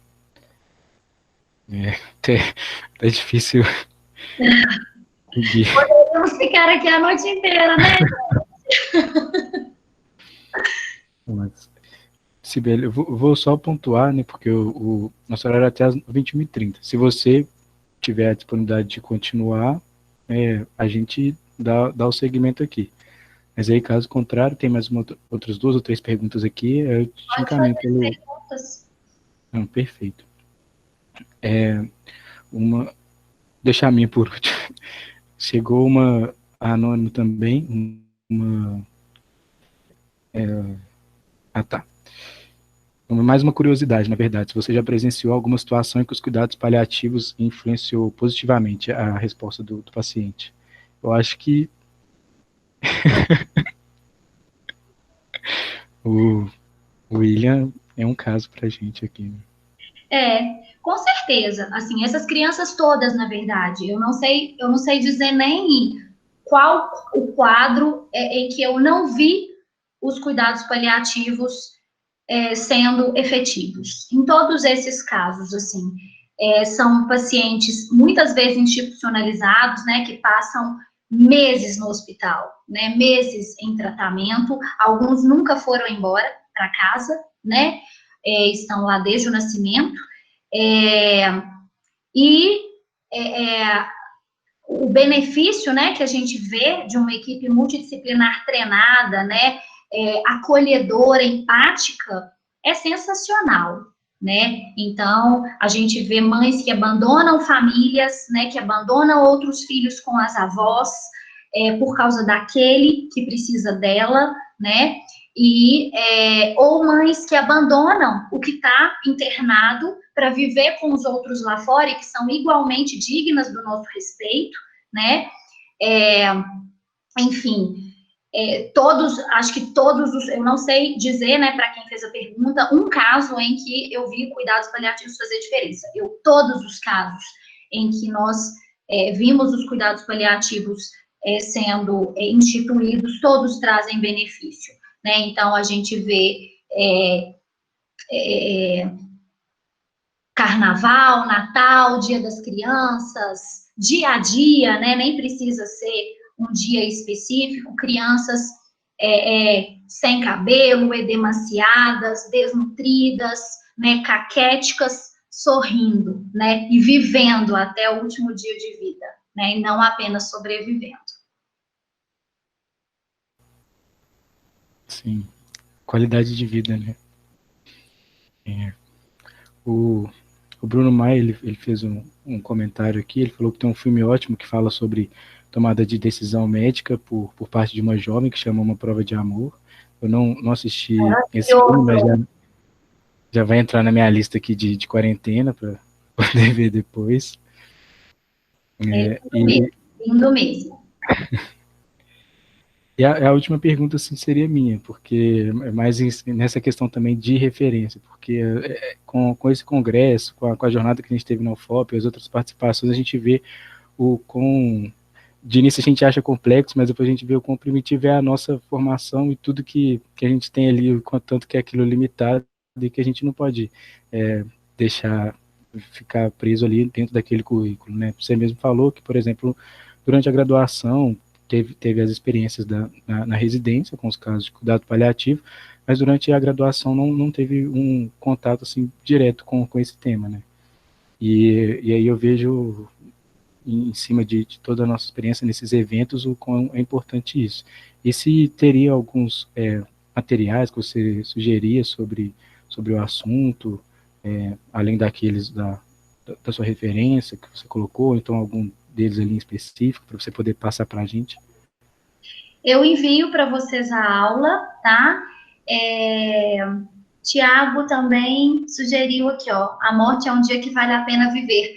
Eu conheço de nome, Tiago, eu nunca li, mas já me recomendaram esse livro mesmo. E a doutora Ana Cláudia é maravilhosa, né? Ela fala muito sobre a tanatologia, ela realmente é incrível.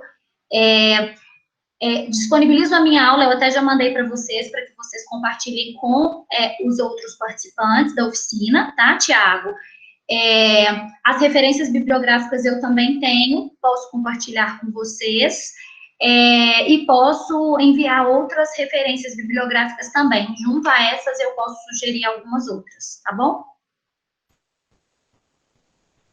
Perfeito, Sibeli. Tiago, Agradeço demais.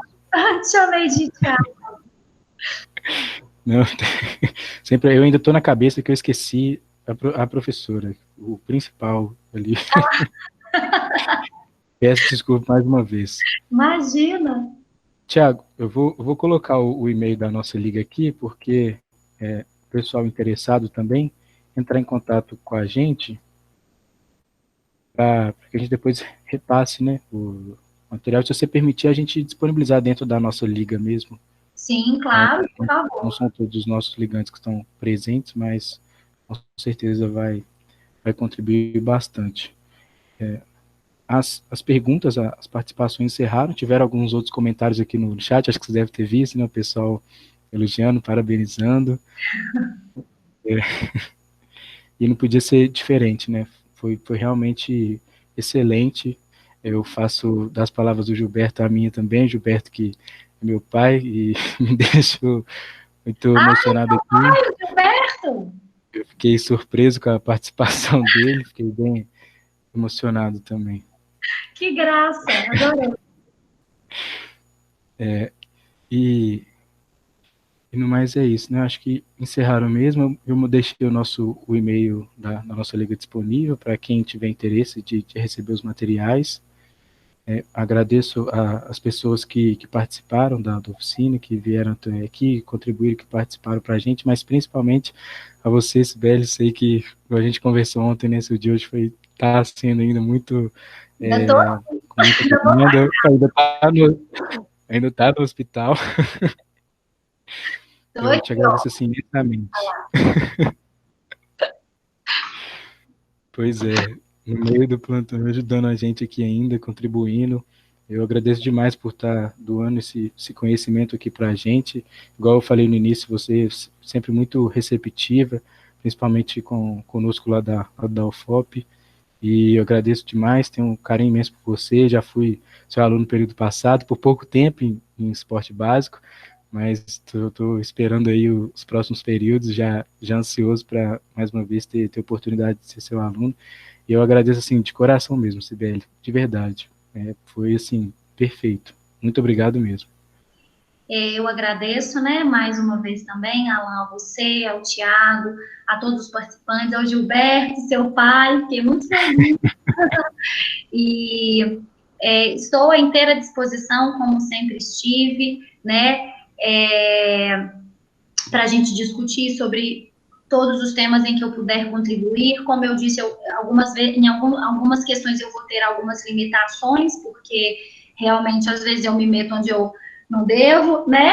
Então, eu não vou falar com tanta propriedade, às vezes, como um especialista, mas acho que é o momento da gente... não esse momento, né, mas acho muito importante a gente discutir sobre esses temas que não são temas da grade curricular, né, então eu sempre me sinto honrada de participar disso. Esse tema é um tema que realmente me foi muito falho na graduação, e então quando eu me vi dentro dele, eu já era médica, né, já estava na residência, e aprendi de uma maneira mais brusca, né, algo que eu poderia ter trabalhado com mais calma, né, com mais cuidado, se já tivesse sido me apresentado. Enfim, agradeço muito, agradeço a todos que estão aqui até o momento, quase 10 horas da noite de plena sexta-feira. Espero de coração ter contribuído e novamente me coloco à disposição para o que eu puder ajudar sempre, tá? Parabéns pela organização, parabéns pela iniciativa, né? Quando todo mundo podia estar quietinho em casa, vocês se organizaram e participaram, e isso é o que me realmente motiva, o que realmente me faz acreditar no ensino e querer cada vez ser uma melhor pessoa, uma melhor professora. Muito obrigada, boa noite a todos. Agradeço pelas palavras, só reforçando para quem ainda não preencheu, né, o formulário de presença, que ele já foi disponibilizado ali no chat para obtenção do certificado. Chegaram alguns outros elogios aqui também no chat, acho que você deve ter acompanhado aí, né, pessoal agradecendo, falando que foi muito bom, admirado com a apresentação. Igual eu falei, não podia ser diferente, foi realmente muito, muito produtiva, contribuiu bastante, e a gente só tem agradecer mesmo. Um abraço, um bom resto de, de trabalho aí e um bom descanso também. Tchau, tchau. Muito obrigada. Beijo, gente. Até mais.